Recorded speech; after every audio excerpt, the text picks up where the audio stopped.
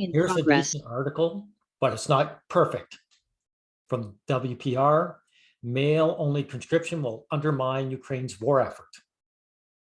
Now they're trying, it's a begging, because the fact is the women of Ukraine scurry away and leave their men behind. That's the fact of it. If women cared about their men, they would refuse, the Ukrainian women would refuse to leave. They'd say, I'm not leaving without my husband or my son or my brother. Now, as it says, as the war in Ukraine enters its third week and the refugee crisis in neighboring countries intensifies, among the many heartbreaking stories of international spotlights is the separation at the border of Ukrainian families fleeing the fight. As the New York Times Daily podcast reported, fathers, brothers, boyfriends, and husbands, as well as single men between ages of 18 and 60, holy cow, are being forced to stay and enlist in Ukraine's military, while women of all ages are not only being allowed over borders, but are actively encouraged to flee. Yeah, these countries, all these progressive countries, what they act conservative. They're all conservative when it comes to gender issues, when it comes to men and women. They're all liars when it comes to being progressive. And they all both, their actions mean more than their lip service. Now, this denial of the right to flee on the basis of age and sex, it's not age, just sex, is among the most life-threatening and globally pervasive forms of gender discrimination and a violation of men's human rights. This is the one part of the article that is 100% worth reading. It's a violation of men's human rights. That's all that matters. The rest of this article actually almost doesn't matter because it's just excuse making. In addition to being a heart-rending situation for women who must flee without their loved ones, the separation from male family members for refugee women's at greater risk under greater strain as well. No, this is where they fail. It doesn't affect women badly at all. These women get to run away. They're going to safety. And I'm telling you right now, any country that allows them in will treat them like gold. They're all right. They're not going to suffer. They're going on a train to be taken care of by first world countries. Trust me, they're perfectly fine. Now, he talks about the Ukrainian president, the policy of forcing the draft on men, including fathers, but on young, single able-bodied women, is counterproductive to his war aims in several respects. Like I say, you guys can read this, but it's actually just excuse making. And by the way, this is what's important about this too. Whenever someone tries to counter you by saying conscription is something of the past, Ukraine proves it 100% wrong. Conscription is brought up in modern times as soon as the situation comes about.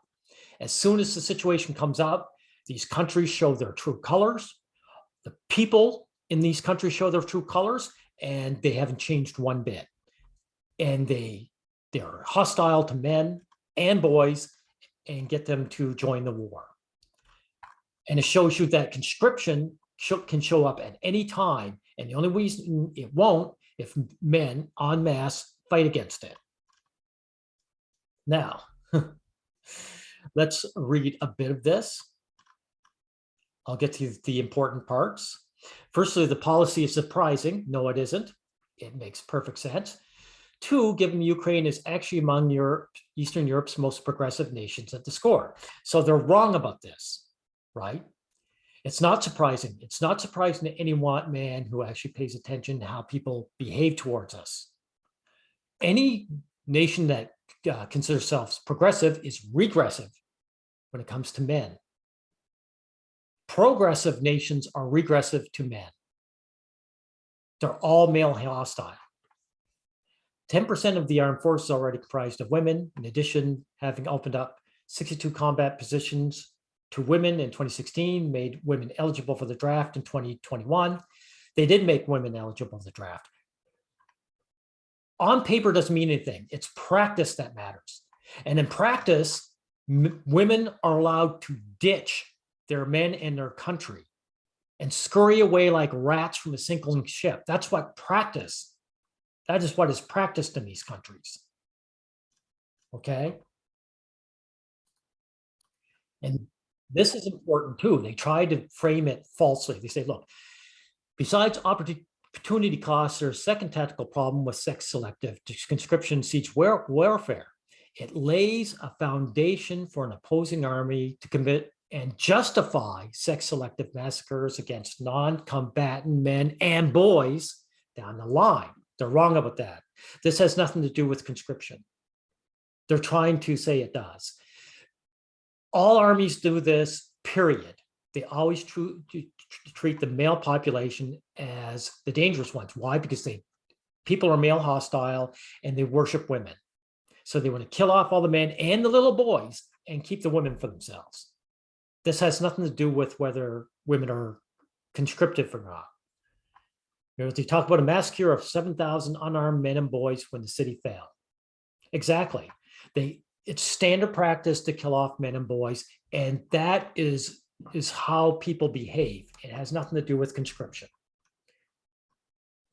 Now here's something too. This brings us to another reason why it's counterproductive for Ukraine not to equally involve women in the fight. One of Zelensky's most brilliant strategy, this isn't a brilliant strategy at all, has been to portray his country as progressive, meaning his country is regressive, gender egalitarian, and LGBTQ friendly. The LGBTQ is feminist run, male hostile. So anytime these trad cons gear up with feminists, that means they are a male hostile country. It's that simple. Trad cons and feminists are the same. When it comes to men, where it truly counts, they are male hostile and they attack men relentlessly, which is proof. So this guy gets in with the LGBT, and of course, who is he conscripting? The men, and telling the women to run away, and the women are. So this is what you have to understand. There are no progressive countries when it comes to gender dynamics. They are all regressive, all of them. Matter of fact, the more progressive they are, the more regressive they actually are in practice towards men. Now, I'll put this in this conscription, or I should say, description box for you guys to read. But I'm telling you now, this is living proof that men have to fight conscription because it'll always raise its head. Women are never held to the same standards ever. And the more progressive the country is, the more woman worshiping it is, and the more male hostile it is. So beware of such countries. Ukrainian women, you should be ashamed of yourselves, running away like scared cowards.